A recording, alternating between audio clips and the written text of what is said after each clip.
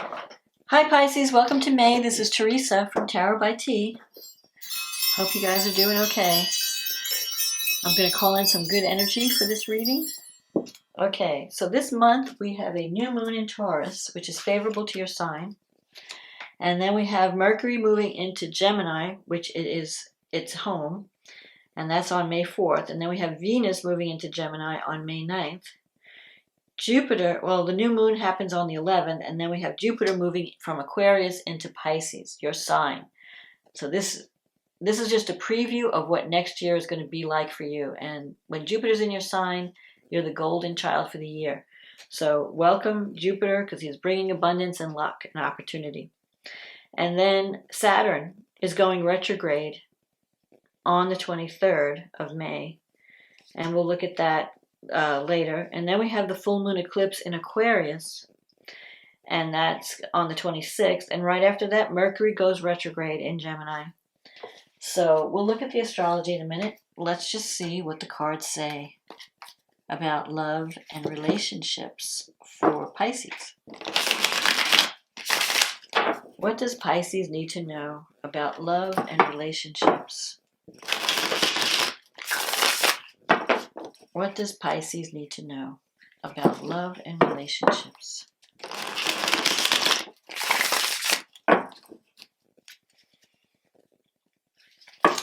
What does Pisces need to know? What is coming up for Pisces?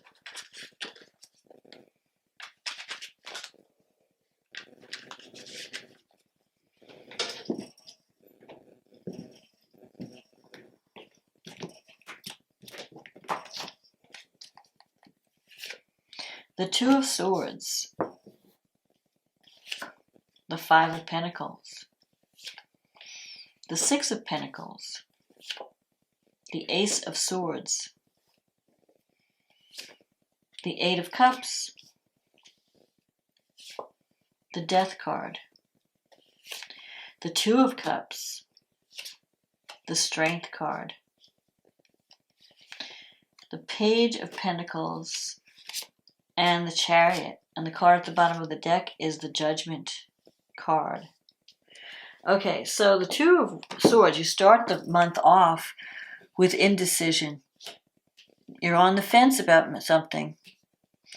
You have the Five of Pentacles. I feel like there could be someone around you that's going through a difficult time, maybe feeling depressed, maybe having some financial instability, and you might be there to help them. You might be trying to help them out, help someone out through a jam. But you're also, it's like you want to break away from this situation, but you're on the fence about it. This is like, I can't decide. I know I need to make a decision, and I don't know what to do. And so I'm deciding not to do anything. So this is where you're at the beginning of the month. You have the Six of Pentacles. I feel like there's an imbalance in the give and take in a relationship. You might be giving a lot more energy to someone than they are returning. They're not, it might be kind of like a codependent thing where you're, helping this person, you're the savior, and they're, just the needy victim. So, and that's not really healthy with the Six of Pentacles, because Pisces is very compassionate. Pisces, you just care about people and you just want to help. And but sometimes you can get caught up in a relationship that drains you. Now, you have the Judgment here, so you have been working on yourself. You are waking up, and you are starting to take action to do what's right for you. You might have been giving too much away in the past, giving too much of yourself in a relationship. But I feel like this month things might start to change. I think you're more open to taking action, to fighting for what you believe in, fighting for what's yours, for what what you deserve. When the Judgment pops up, there could be an element of forgiveness. You may have to forgive someone. The Judgment is also a rebirth, an awakening, like the phoenix rising from the ashes. So you know what you need to do and how you need to change your life. It's not going to just happen. It's something that you have to initiate. So I feel like you're going to wake up. It's like a wake-up call. It's an awakening When you suddenly realize, you know what, if I want my life to change, I have to do something different. I can't keep repeating the same pattern and expecting a new outcome, a different outcome. I have to take action. And sometimes when the judgment comes up, you change jobs or you change relationships, you change residence. It's like I have to, create movement. I have to walk away. I have to see the truth and take action. That's what this Ace of Swords is. This is the warrior energy. It's about taking action because you are seeing things from a different perspective. You have a new outlook. So what you would have put up with in the past is no longer okay. And so now you're becoming the warrior in your own life to make change. The Judgment also shows like strength. You're feeling stronger. And so your needs are changing. You're not going to be this quiet little mouse in the corner. You're going to, if you deserve something, you're going to ask for it and you're going to want to get it. So you have this Eight of Cups coming up here and the Death card. So I feel like there's a cycle that's ending, especially probably around this full moon eclipse. But the Eight of Cups is about walking away from something that was once good, but it's no longer fulfilling. That could be a relationship. It could be a career path. But you want to do something. You want something that has more meaning. You want to do something with your life that fulfills your soul. That tells you, okay, I'm doing my soul's work. This is my purpose. Now, the Death is about, closure, ending a cycle. Something is dying. It doesn't mean physical death. More often than not, it means something, some cycle, some way of being, some lifestyle is coming to an end. And you have to bless it and release it. You have to mourn the ending. Maybe a relationship is ending or a career is ending. Whatever situation that you've gotten used to, it's coming to an end. And you have to kiss it goodbye. If you look at this card, this person is at a grave. So maybe you haven't really been willing to accept the ending. You're holding on to the past. And, you just can't let go. But this card is telling you have to bless it. You have to say goodbye. You have to accept that this is ended. That this no longer, it can't go on. It has to end. And you have to release. Because as soon as you do that and you clear out the old, look what's waiting for you in the wings, the Two of Cups. There's a new relationship with someone that you really can, it could be a soulmate connection. But you're so focused on the past, you're not seeing what's available to you. And this is in your fear sector, your negative thinking sector. So part of you is being cynical. Like, oh, I know, nothing good ever happens to me, or I'm never going to meet this, that, or the other. Or I can't have love. I'm always the one that's, doing all the work. No one ever cares. Da, da, da, da. But you're open to the new. You have the Page of Pentacles here. Now, you also have the Strength card. So you could be in a relationship with someone who has anger issues. That, they don't know how to control their emotions. They may go to extremes of emotion. They don't know how to express their anger in a healthy way. Or they don't know how to get their needs met without raging. If that's you, it could even be a Leo, because this lion, you're helping someone get through a difficult time psychologically, and even like emotionally, someone who has mood swings. So there could be a partner where this person might need some counseling. But I feel like you have a lot of compassion for this person. So even though you want to break away and you want to move on to something else, you still care about this person. You want to see them find peace or find healing. So I don't think you're going to break completely. You might still be there as a friend, but I feel that there is love coming. Two of Cups, but you have to get over your fear of it. And you are open. The Page of Pentacles is someone who's open to the new, and it's in your wish fulfillment sector. So you could be thinking about taking some classes, learning some new skills, because that's the card of the student. Or it could also mean the beginning of a relationship with someone who's an earth sign. So that could be Taurus, Virgo, Capricorn. And it's going to go slowly. You're at the beginning stages. So I feel like something that's been around for a long time might be ending. Something that's been taking up a lot of your time and energy. And you're on the edge of a new partnership that's going to be much slower. It's not going to be like an overnight hot and heavy thing. It's going to be where you get to know someone and you slowly fall in love. But whatever you have is more enduring and real. You have the Chariot here. That's a victory card, but it's victory through discipline and focus. So you might be scattering your energy too much. And you have to really focus on what you want. What do I want? Chariot can sometimes represent travel. Maybe you have to travel to meet someone or travel to get what you want. You might be just thinking about moving to a new location. There's a lot of stuff going on, a lot of movement. But the first step is making a choice, making that decision, dropping your guard, being honest with the person, putting your cards on the table saying, look, this is what I need. This is what I must have in a relationship. And if I can't have it in this one, then maybe we need to end it so I can have it in the next one. But don't waste your time or your life on something that's not fulfilling. And don't be afraid to claim what you deserve. So let's see what the astrology has to say. You have a new moon in Taurus in your third house. That's the house of communication. It's the house of siblings. So you might be having a new beginning or a new relationship with brother, sister, aunts, uncles.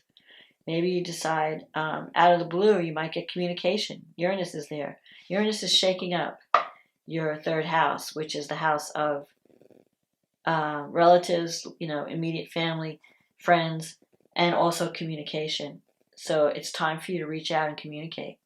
Either you're communicating with someone or you might get a message from someone unexpectedly. Venus and Mercury are in your fourth house. Venus moves into Gemini. Mercury moves into Gemini. So there could be a lot of activity around the home. You might be working on your house to make it more beautiful, feathering your nest. With Mercury, there might be conversations. You might be working from home, or you might be communicating more from home. If you're doing any construction work, you could be signing contracts on how can I beautify my home. Maybe you're getting a fresh coat of paint, or you're getting decoration, new furniture. Mars is in the fifth house. So the fifth house is the house of children. There's going to be a lot of activity around children. Creativity. Maybe you're deciding to paint or do some music or get involved in some creative project. Something that brings fulfillment in your life. But it could also be a new romance.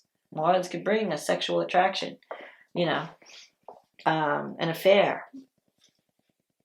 Now, fifth house is not the house of committed partnerships. It's like a lighthearted romance. So we don't know if it's going to go anywhere or be committed later yet. But you're definitely feeling flirty. Saturn is in the 12th, and so is Jupiter. But Jupiter's been your guardian angel in the 12th. Been supporting you behind the scenes. Jupiter's going to move into Pisces. When Jupiter crosses your ascendant into Pisces, it's going to bring with it optimism and abundance and expansion. So you're going to be getting out more. And you're going to be connecting with more people. And you might be feeling more optimistic when Jupiter moves into the first house. The only thing you have to watch out, because whatever Jupiter touches, it expands. Now, the first house is your physical body. So you may have trouble keeping your weight down when Jupiter's in the first house, because you may overdo things with Jupiter energy. You may overeat or overspend. So just prepare now. Cut out the carbs. Get on a healthy diet. Start exercising. And you'll be fine.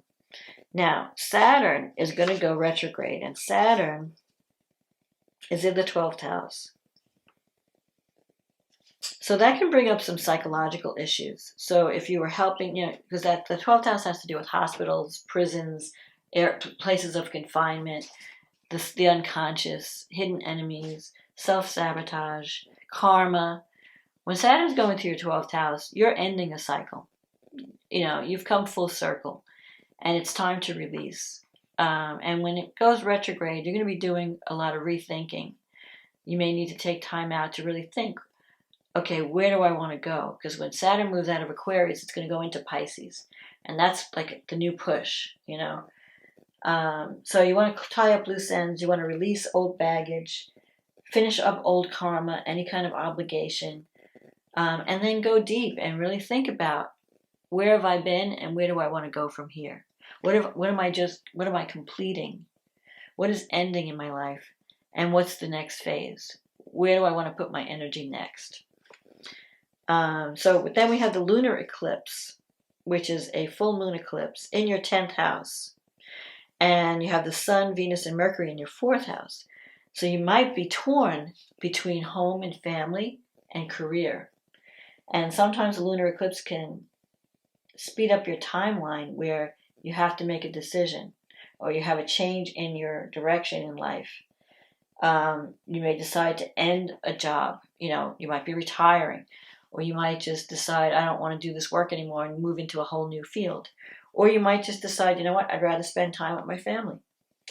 So there are going to be some surprise changes or realizations around the full moon. The full moon shines a light on issues. And when it's angular, like in this case, because it's the 10th house and the 4th house, it affects you on a deeper level. And it really can change the trajectory of your life. So you may finally come to a decision about something that you've been thinking about. If you've been thinking about leaving a relationship or leaving a job, this may happen around this eclipse, or you might at least start realizing what you want to do. I think you just need more fun in your life. You need to, maybe you've been working too hard and you haven't had enough time for family, for children, for grandparents, grandchildren, even creativity.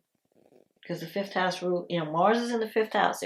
Mars wants you to be active and creative and not just be the workaholic. Now, this full moon has a T-square with Jupiter, and Jupiter is in your 1st house at this point.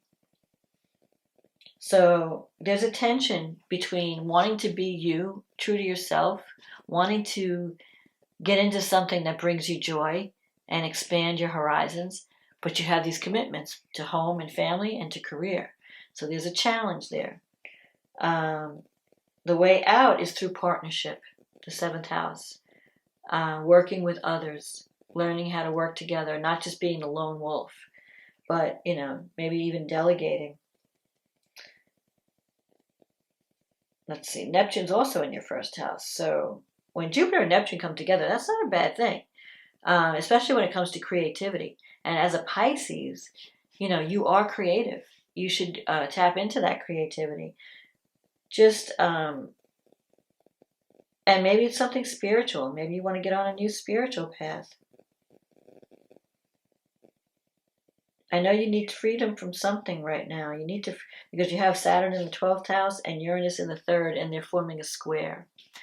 So I think you have to break free from past karma around possibly family, relatives, and maybe you need to reach out. I think something, because Uranus, it wants to free you from the way you self-sabotage. So if you're feeling alone, like a lot of times when Saturn's in the 12th house, it's a very lonely feeling. You feel like, I have no one who understands me. I have no one who cares about me. It's a solitude. You need time to recharge and think. And, it's like a dark night of the soul kind of time where you need that downtime to really evaluate your life. But you may find surprises coming out of the 3rd house. Communication, that maybe you get a communication from family members you haven't talked to in years, and it frees you. It frees you from the past baggage, and so that you can have a new relationship with them. One thing that's for certain is you can have a romantic connection. You can have a soulmate connection. You just have to learn. You have to make a decision and set some boundaries. Stop wasting your energy or draining don't allow people to drain your energy. And if something needs to end, if something's been stopping you from living your best life, maybe now it's time to make that decision and let it go. So, because good things are waiting for you on the other side. So that's my reading for May. I hope this was a help to you. If you liked the reading, click on the like button. Or you can leave a comment, let me know what you think. If you'd like a private reading where we talk about just your specific situation, you can click on the link in the description box. It'll take you to my website. In the meantime, Pisces, thank you for supporting my channel. Thank you for being there, for watching, for listening. I hope you're enjoying the videos. If you're new, welcome. I wish you love and courage this month to break free of anything that's been holding you back and to embrace any changes that are going to bring joy into your life. So have a wonderful May, and I'll talk to you again next month. Okay, bye now.